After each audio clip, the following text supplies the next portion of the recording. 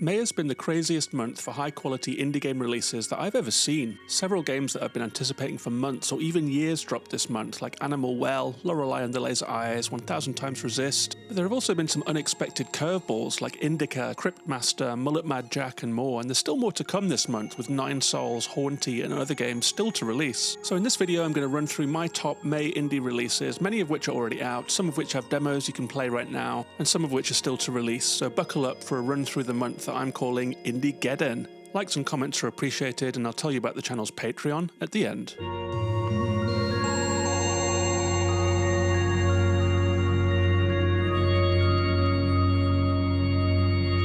So the month started off really strong with the release of Indika, a game that I didn't know about until Next Fest earlier this year. It dropped on Steam on the 2nd of the month and is now out on PlayStation and Xbox as well. And it was developed by Odd Meter, a Russian studio that relocated out of Russia partly due to the game's irreverent handling of Russian Orthodox Christianity, and partially because they were outspoken about the invasion of Ukraine. But somehow amidst all of that, the game has come out very polished, so props to Odd Meter for getting it done. It's a strange historical adventure game set in a medieval steampunk Russia, in which we play as a nun called Indika who has, let's call them visions, as you run around solving puzzles, finding items in a Plague Tale adjacent kind of way. But what sets this one apart is its weirdness. It uses 1980s pixel art sometimes in unexpected ways. There is a voice in your head narrator in that Stanley Parable style. It's a short game, but it's well priced at $25, so support this developer and take a risk on a weird, bold game that's Indika.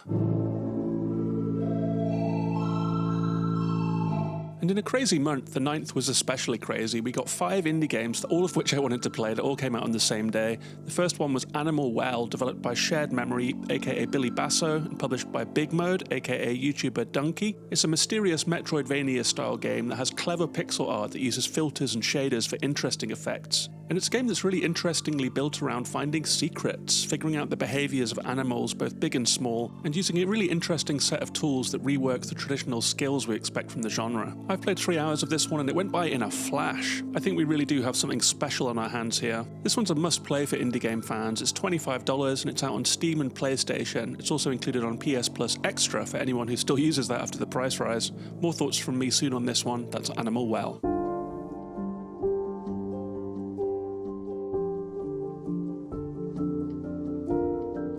The next one I have for you is another really special one. It's 1000 Times Resist, developed by Sunset Visitor and published by Fellow Traveller.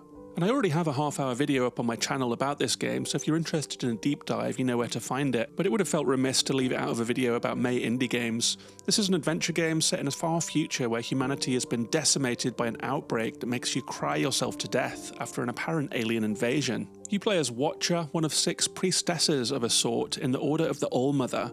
Your role is to observe your sisters, both in the present and in what seem like VR simulations of the past. There is some exploration gameplay with time skip and zipline mechanics, but it's the story that's the real star of the show here. It's a complex, layered narrative that takes in themes of motherhood, immigrant and adolescent feminine experience, bullying, belonging, loyalty, devotion and questioning. The story is told in chapters, there are some big events and big twists, and I found myself absolutely absorbed by the strange melancholy of this game. It's out on Steam and Switch, but it's been pretty harshly optimized for Switch, so Steam is the place to play if you can. This one will be on my mind at Games of the Year time. That's 1000 Times Resist.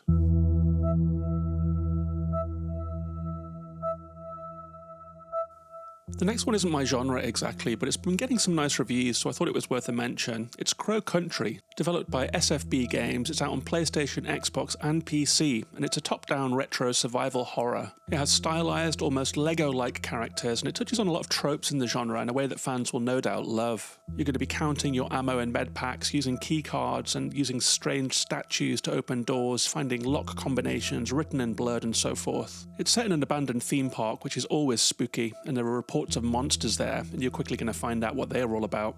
I tried the demo and I found it a little bit clunky, especially the aiming mechanic, but I think if you like Resident Evil, Silent Hill and games like Signalis, this might be one for you. That's Crow Country.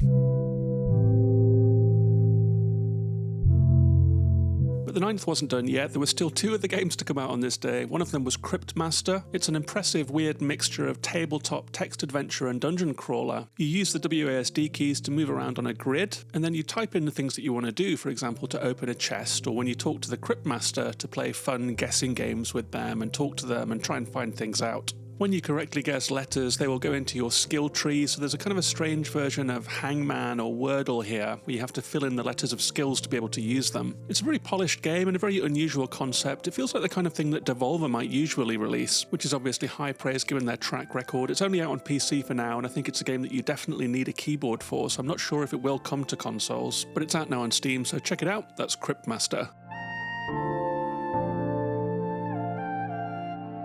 And rounding out that crazy May 9th was Little Kitty Big City. This one's a very cute and wholesome exploration game where you play as a cat who falls from a high ledge and has to get back home. To do so, you explore a cute Japanese town with gacha machines everywhere, with shrines to discover, with people walking around. It's a really delightful little sandbox. You meet other animals who give you side quests, and there are things to do everywhere. There's a collectathon where you pick up shiny things and find hats to wear. I finished this one in 3.5 hours. You can do it in less than that if you want to, but there's still lots left to do, so I'll be going back to it for sure. It's out on Game Pass, so if you have that, you can play it for free. It's also out on Steam and Switch. That's Little Kitty Big City.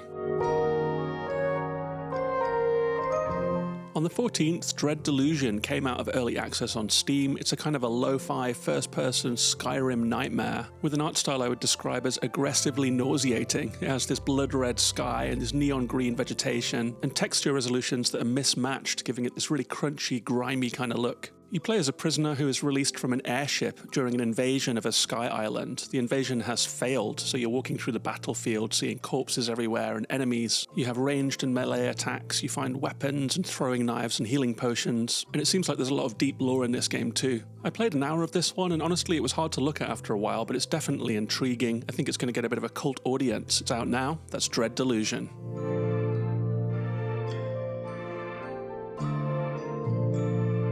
On the 15th, Mullet Mad Jack came out on Steam. The first I heard of this one was when the Fantasy Critic bot announced that it had gotten an 87 on Metacritic, so obviously I had to check it out. It's a stylish first-person action roguelike in which you're drafted to participate in a violent future game show. You barrel through tight linear levels, killing enemies that are trying to stop you by shooting them, booting them into traps, and charging up insta-kill melee takedowns. But the twist here is time pressure. You have 10 seconds to live at the start of every level, and killing enemies will recharge that by a couple of seconds, which makes for some frantic, forge-ahead gameplay. It's frantic and fast and furious, and I think if you like classic Doom, Neon White, Bulletstorm, and Angerfoot, then it could be the game for you. It's out now on Steam and it's deck verified. That's Mullet Mad Jack. On the 16th, we got Lorelei and the Laser Eyes, the latest from Simigo. This one's published by the ever-reliable Annapurna Interactive, and it's a deep noir detective game set in a haunted hotel. It has a very cool monochromatic visual style, and it seems like a fairly hardcore puzzle game, with keys, mazes, object and memory puzzles, riddles, codes, messages and so forth. It throws a lot at you fast, and the developers even released a special notebook that you can buy to keep alongside you as you play. You'll definitely have to take a lot of notes to get through this one. It's an intriguing game that looks like it's going to take a lot of mental bandwidth, so I think I'll pick this one up after the indie rush is over. That's Lorelei and the Laser Eyes.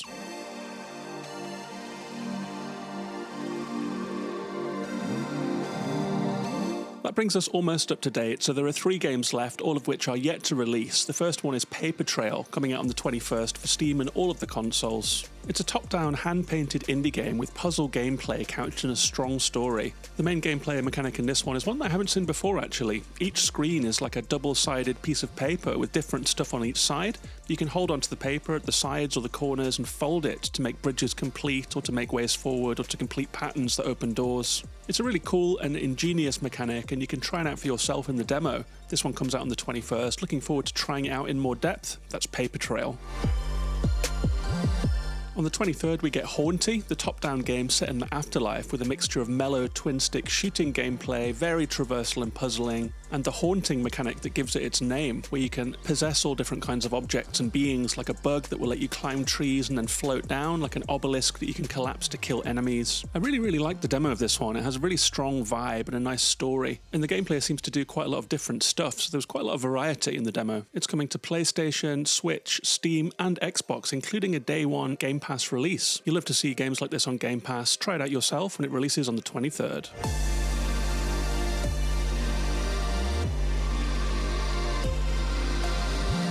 And the final game I have in this epic month of indie games is coming out on the 29th, which is my birthday, so I'm treating this one as a birthday present, and it's a perfect gift.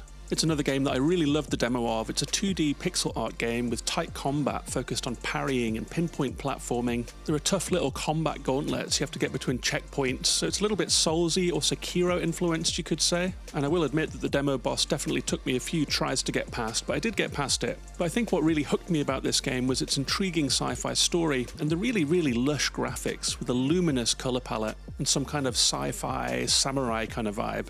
It's coming to PlayStation, Switch and PC on the 29th, so give it a try. That's 9 souls. That's it for May. It's maybe the best month for indie releases that we've ever seen.